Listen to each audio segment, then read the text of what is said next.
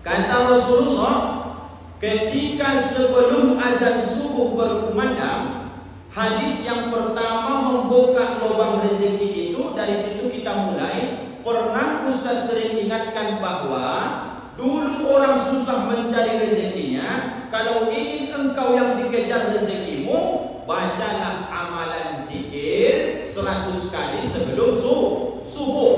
Dalam hadisnya, kalimatani, 2 kalimat, habibatani ila rahman, sangat dicintai Allah, sakilatani fil mizan, berat dalam timbangan Allah, khafifatani ala lisan, ringan diucapkan oleh lisan. Apa yang 2 kalimat ini Bapak Ibu?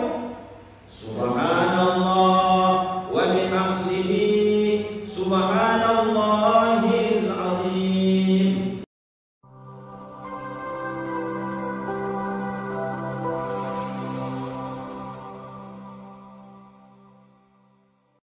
Assalamualaikum warahmatullahi wabarakatuh.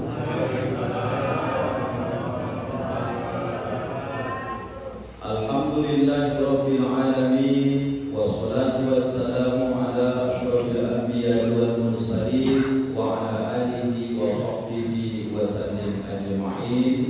Subhanaka la ilma lana illa ma 'allamtana innaka antal alimul hakim. Wa qala rabbi shrah li sadri wa yassir li amri wahlul 'uqdatam min lisani yafqahu qawli. Shadaqallahul azim. Allahumma faqihna fid-din wa 'allimna at-ta'wil wahdina ila siratikal mustaqim. Amin. Walhamdulillahi rabbil alamin. Orang-orang tua kami yang sangat kami hormati dan kami muliakan, bapak-bapak, ibu-ibu, hadirin wal hadirat, doa senantiasa Ustaz panjatkan kepada Allah, semoga kita semua istiqomah dalam kebaikan, mengisi sisa umur yang sangat singkat ini, supaya nanti dengan amal soleh ini, moga-moga Allah mewafatkan kita semua husnul khawatimah. Amin.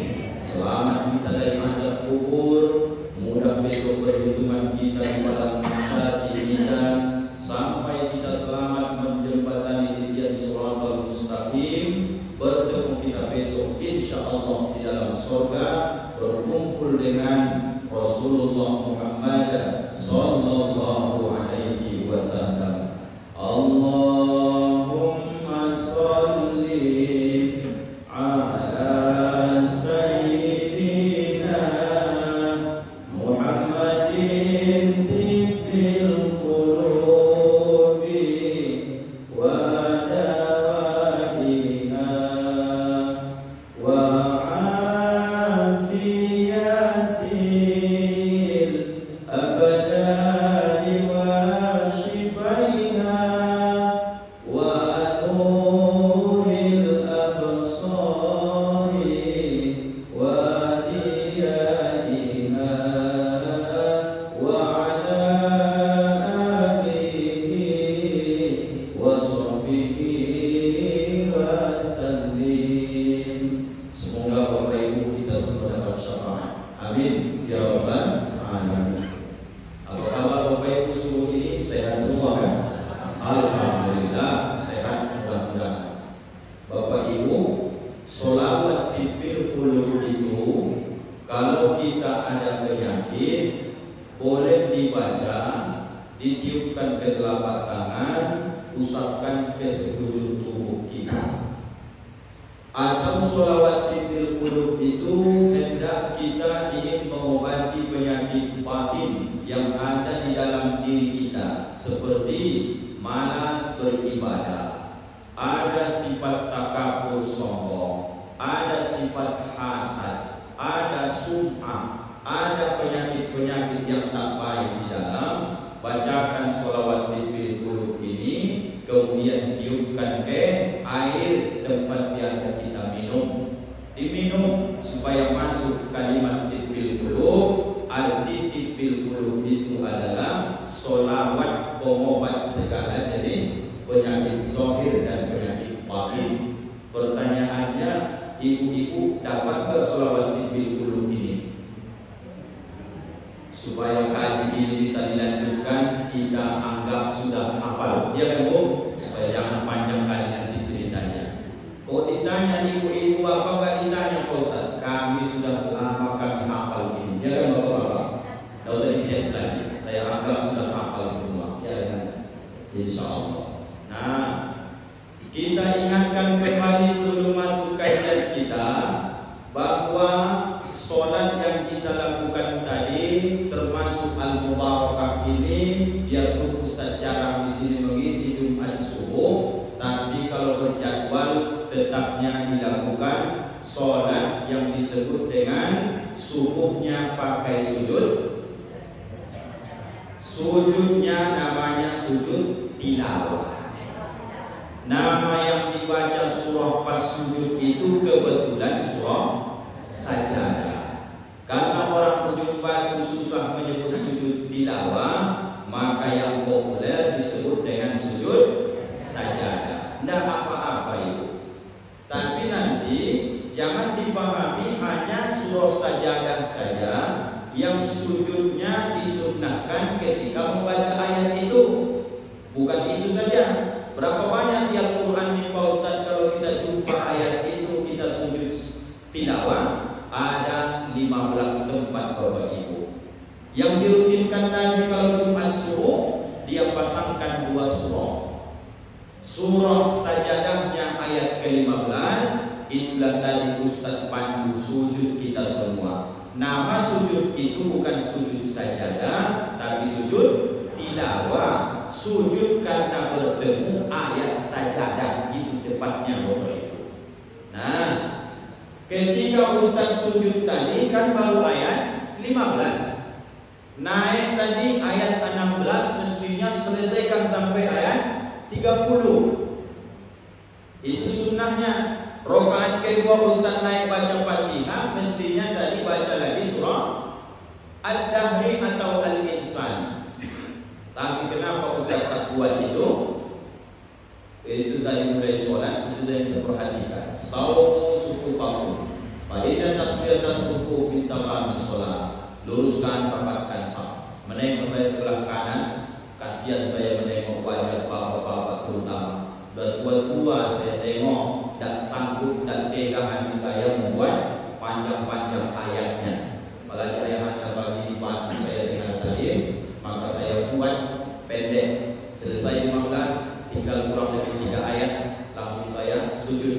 Mestinya besok Bapak Ibu kalau jemaah ini sehat semua, bagusnya sekali-kali ayat anda, sunnahnya yang dibuat Nabi itu, buatlah 15 tentu. Yang pertama sujud, naik 16 sampai 30, nanti rakaat kedua baru dilanjutkan dengan hal ata 'alal insani hinun minad dahri lam yakun syai'an mazkura sampai selesai. Besok insyaallah tak ada yang datang lagi. Biasanya begitu, karena kelamaan itu maksudnya. Tapi sunnahnya begitu. Nah, kita karena imannya ini masih terbatas, datang saja ayah anda, ibunda semua fakiriku sholat subuh, sudah syukur alhamdulillah. Tidak usah panjang-panjang, mudah apa-apa. Yang tadi sudah mantapkan itu, jangan Bapak Ibu. Nah, apa umpama manfaat yang bisa diambil sujud tilawah Jumat subuh nih Pak Ustaz, Bapak Ibu? Inilah salah satu amalan yang sangat membuat iblis laknatullah itu meraung, menangis kepanasan, tunggang langgang ketakutan. Apa kata dia subuh pagi Jumat ini? Dia berkata sama Allah, ya Allah, dulu gara-gara masalah sujud inilah aku bermasalah terkutuk sampai hari ini. Kau suruh aku sujud ke Adam, aku tak mau sujud kepada Adam. Yang jadi masalah bukan tak mau sujudnya, yang jadi masalah adalah itu adalah perintah Allah Bapak Ibu. Kenapa kau lawan perintah Allah itu? Maka pagi ini dia menangis berkata sama Allah, padahal aku dulu dikasih kesempatan sujud tak mau sujud. Sekarang umat Muhammad di penjuru belahan dunia Jumat subuh serentak mereka melamakan sujud mereka. Ketika mereka letakkan wajah mereka sujud kepada Engkau, tidak ada alasan bagimu tak mengampunkan dosa-dosa mereka. Sia-sialah perjuangan selama sepekan dari Jumat kemarin ke Jumat ini. Rupanya kalau orang yang sujud tilawah diampunkan Allah dosanya, sia-sialah perjuangan iblis, laknatullah. Maka Bapak Ibu rajin-rajin datang sholat terutama subuh Jumat, biarpun agak lama ayatnya, sabar-sabarkan saja. Mengampunkan dosa Jumat ke Jumat kalau ikut sujud tilawah. Jelas Bapak Ibu? Jelas. Jadi besok kalau dibuat imam sampai surah Ad-Dahr ini selesai, mengeluh tak Bapak Ibu di belakang kira-kira? Betul? Tak yakin saya Bapak Ibu. Udah menengok jemaah, jangan malam-malam. Yang tadi itu saja kami sabar-sabarkan itu bertanya begitu. Dites nanti sekali-sekali Bapak Ibu ya. Nah, alhamdulillah. Ada salah satu sahabat Nabi Bapak Ibu yang lama ingin berjumpa dengan Nabi. Usianya waktu itu belum terlalu tua, tapi tak terlalu muda. Katakanlah umur 40-an ke atas, 50 lah supaya enak didengar. Mulai semenjak umurnya katakanlah 50 mendekatkan paham, sangat ingin beliau ini bertemu dengan Rasulullah. Sampai ketika di umur sepuh 60-an ke atas, barulah Allah takdirkan bisa beliau bertemu dengan Nabi kita Muhammad sallallahu alaihi wasallam. Siapa yang Ustaz ceritakan ini? Diceritakan Bapak Ibu riwayatnya sahabat bernama Qubaisah. Siapa namanya Bapak Ibu? Siapa namanya itu? Qubaisah namanya. Ingat-ingat ya. Qubaisah ini agak langka namanya. Ada orang simpel jalan di nama Qubaisah? Tidak ada ya. Nama sahabat ini Qubaisah. Lama dia ingin bertemu dengan Nabi, Allah takdirkan di hari tuanya lah baru bertemu dengan Rasulullah. Dan setelah singkat riwayat bertemu dengan Rasulullah, yang dia minta itu samalah seperti permintaan Bapak Ibu kalau Ustaz berceramah hari ini. Apa itu? Kalau nanti Pak Ustaz mau kasih kami amalan, jangan Pak Ustaz kasih yang panjang-panjang. Betul Bapak Ibu? Kalau Ustaz kasih kami nanti zikir, jangan kasih yang panjang-panjang. Apa sebab? Kami ini sudah tua, tidak bisa lagi untuk menghafal, tidak bisa lagi mengingat seperti waktu muda. Samalah Bapak Ibu yang terjadi kepada sahabat bernama Qubaisah. Setelah bertemu dengan Rasulullah, ya Rasulullah, lama kerinduan terpendam dalam hati ingin bertemu. Di hari tua inilah baru berjumpa denganmu ya Rasulullah. Lalu kata Rasulullah, berikanlah aku amal, yang amal ini kalau aku lakukan bisa menyelamatkan aku dari penyakit-penyakit dunia dan bisa selamat aku nanti di akhirat. Tapi ya Rasulullah, ini dia tapinya, jangan kau kasih aku yang panjang-panjang. Udah banyak kali pikiranku nih, kalau bahasa orang sekarang, aku ini banyak hutangku ya Rasul. Banyak kali beban pikiran, anak-anakku lagi, idikku lagi semua. Intinya jangan kasih yang panjang-panjang. Kalau bahasa orang membantunya kira-kira begitu. Nabi tersenyum, lalu kemudian apa kata Rasulullah? Ada wahai sahabatku, orang tuaku Qubaisah. Ada ya Rasul? Ada. Kalau sampai nanti kau amalkan ini, maka insya Allah engkau akan terhindar dari 4 penyakit dunia. Istiqomahkanlah ini sampai akhir hayatmu. Bapak Ibu, kira-kira nanti kalau sudah dijelaskan ini, mau tak Bapak Ibu kita amalkan ini sampai akhir hayat kita? Insya Allah. Tapi ini agak payah memang sedikit. Bukan amalannya, waktunya. Kata Rasulullah, ketika sebelum azan subuh berkumandang, hadis yang pertama membuka lubang rezeki itu, dari situ kita mulai. Pernah Ustaz sering ingatkan bahwa dulu orang susah mencari rezekinya. Kalau ingin engkau yang dikejar rezekimu, bacalah amalan zikir 100 kali sebelum subuh.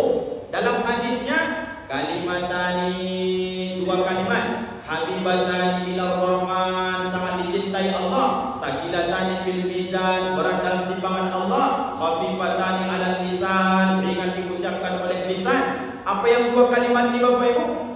Subhanallah wa bihamdihi, subhanallahil azim. Baca Bapak Ibu sama-sama. Subhanallah wa bihamdihi, subhanallahil azim. Pertanyaan Ustaz, ada tak Bapak Ibu sebelum azan subuh berkumandang tadi yang amalkan ini 100 kali? Tidak ada. Mana tahu masih hidup kita besok, kita amalkan bersama-sama Bapak Ibu. Yang susah rezekinya, yang selama ini kumpul duit habis begitu saja, coba Bapak Ibu, kata Rasulullah, amalkan ini sebelum subuh, nanti Allah akan robak rezeki yang akan mengejar kita. Bekerja saja seperti biasanya. Yang datang apa Bapak Ibu? Barokahnya. Apa barokah itu? Dapat hartanya, mengantarkan kita makin taat kepada Allah. Itu. Amalan yang ini, yang mana ini Pak Ustaz? Kenapa Ustaz pangkal dari subhanallah wa bihamdihi, subhanallahil azim? Satu riwayat menyebutkan tutup dengan astagfirullah. Satu riwayat tidak usah pakai astagfirullah, terserah Bapak Ibu. Itu manfaatnya menarik rezeki supaya Allah segerakan datang menghampiri yang menzikirkan sebelum subuh. Amalan yang dikasih Rasulullah kepada Ubaisah, Bapak Ibu, baliklah yang kedua ke yang pertama, yang pertama ke yang kedua. Gimana kira-kira bunyinya itu Bapak Ibu? Subhanallahil azim, subhanallah wa bihamdihi. Tapi ditambah sedikit lagi dengan hawala. La haula wa la quwwata illa billah. Ulang ya. Subhanallahil azim, subhanallah wa bihamdihi, la haula wa la quwwata illa billah. Aku mau lanjut Pak Ustaz sampai azim. Boleh Pak Ustaz? Boleh, tidak apa-apa. Ayo Bapak Ibu, kita baca dulu ini sama-sama ya. 3 kali ya. 1, 2, 3 ya. Subhanallahil azim, subhanallah wa bihamdihi, la haula wa la quwwata illa billah. Subhanallahil azim, subhanallah wa bihamdihi, la haula wa la quwwata illa billah.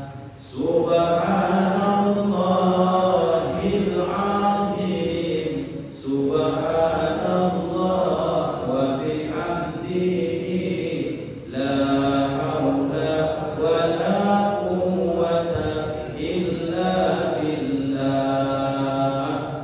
Itu saja amalannya kata Rasulullah. Wahai kakek Ubaisah, amalkanlah itu, engkau akan terhindar dari 4 penyakit di dunia ini. Penyakit pertama, sampai kau nanti meninggal, engkau tak akan dibuat Allah gila. Mohon maaf Bapak Ibu. Kalau sampai Bapak Ibu gila kita, mohon maaf, apa arti kita di dunia ini? Tapi Pak Ustaz, kabar baiknya saya dengar sama Ustaz-Ustaz, orang gila itu kan tak dihisab. Kan masuk surga besok Pak Ustaz. Itu kalau gilanya, itu gila bawaan Bapak Ibu. Tapi kalau sampai gilanya dibuat-buat, dihisapnya narkoba, kemudian dia tengkel boyong, kemudian dia gila, itu selama dia gila Bapak Ibu, kalau sembuh besok wajib dia mengqadha solat itu Bapak Ibu.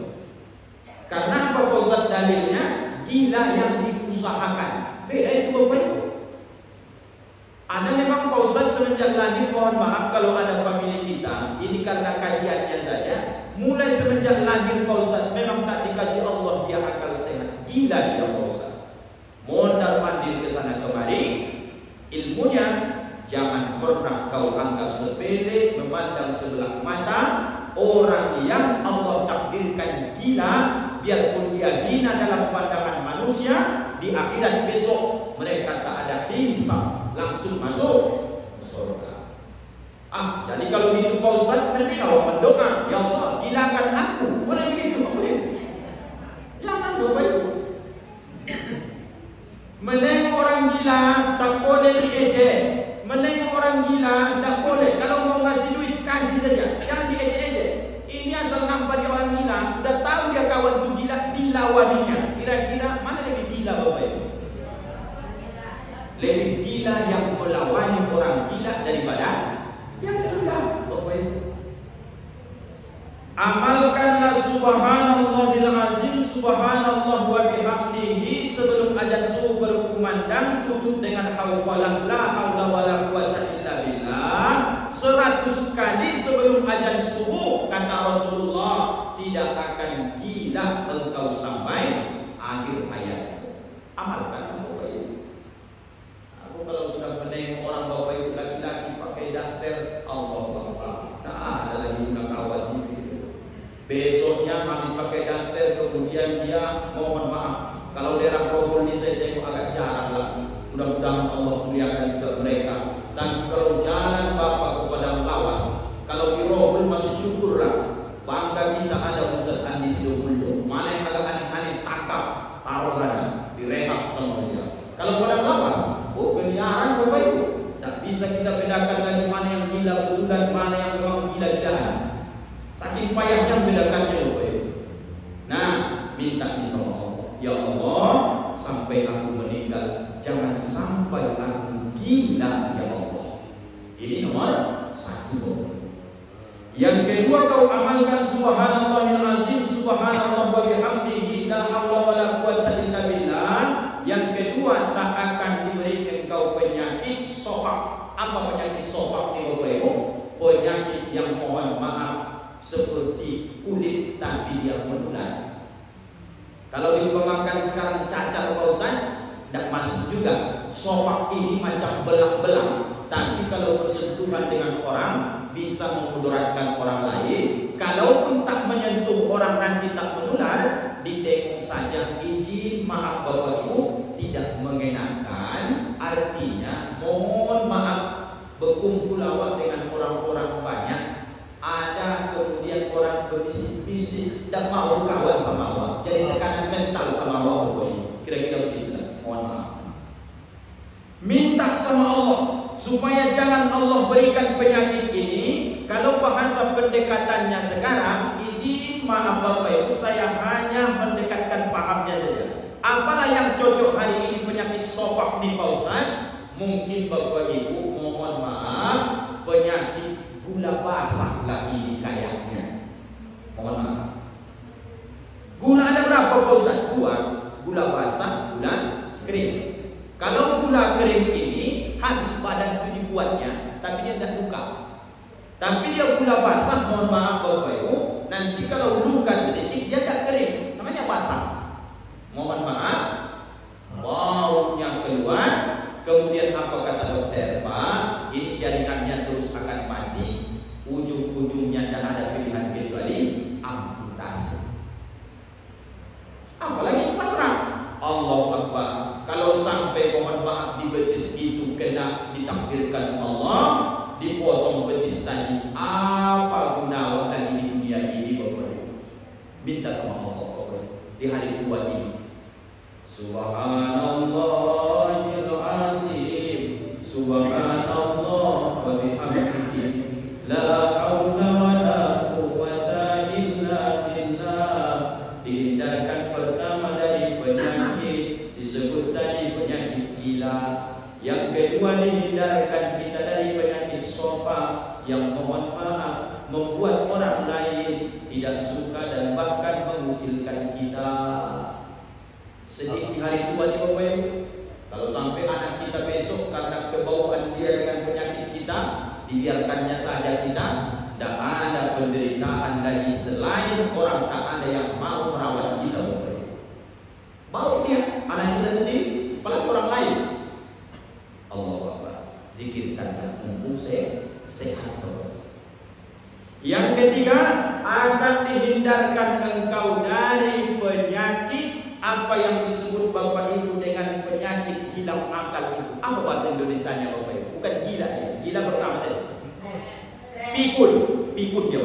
Ibu stres aja, aku heran. Dari banyaknya pilihan penyakit stres langsung. Stres itu Bapak Ibu tak masuk dalam kategori. Yang betul ayah anda tadi.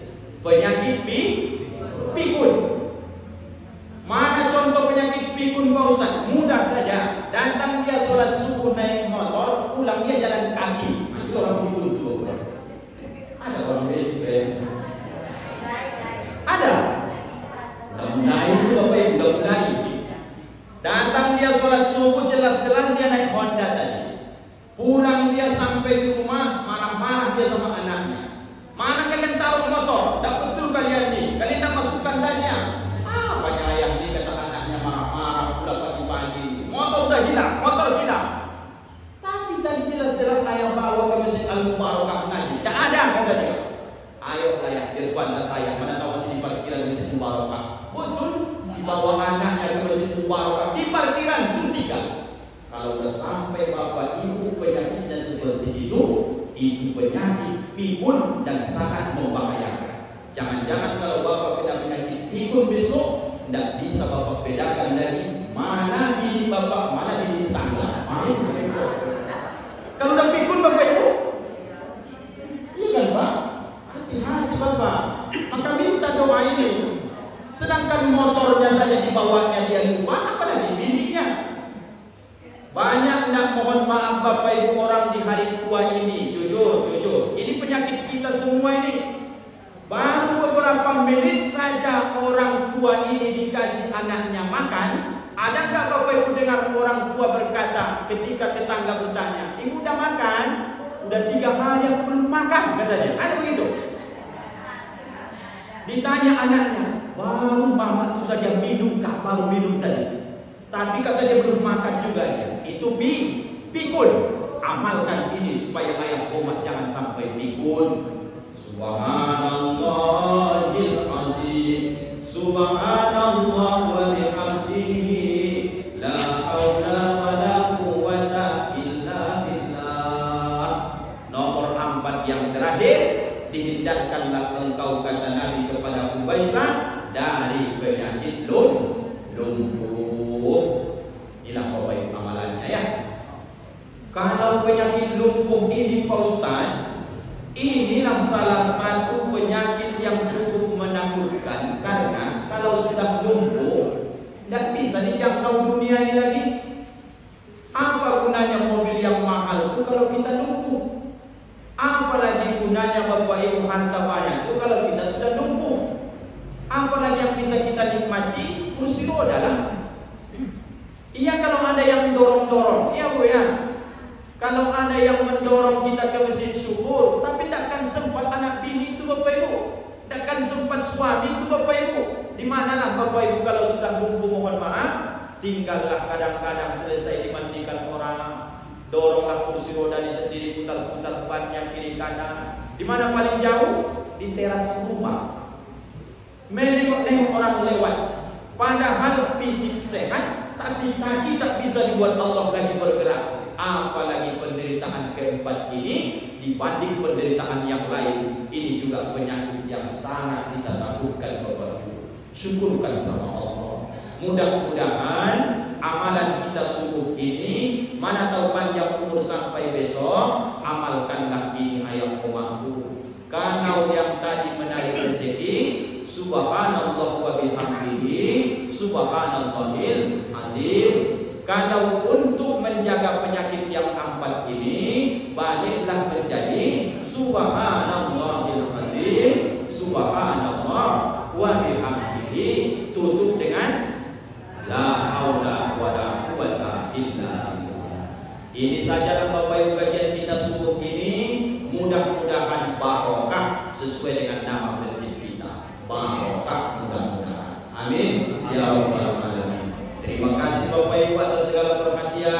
Mohon maaf segala kekurangan, keterbatasan ilmu, kebodohan Ustaz. Maafkan Ustaz dunia dan akhirat. Maaf Bapak Ibu. Alhamdulillah Rabbil Alamin. Kita tutup dengan doa kafaratul majelis. Subhanallah.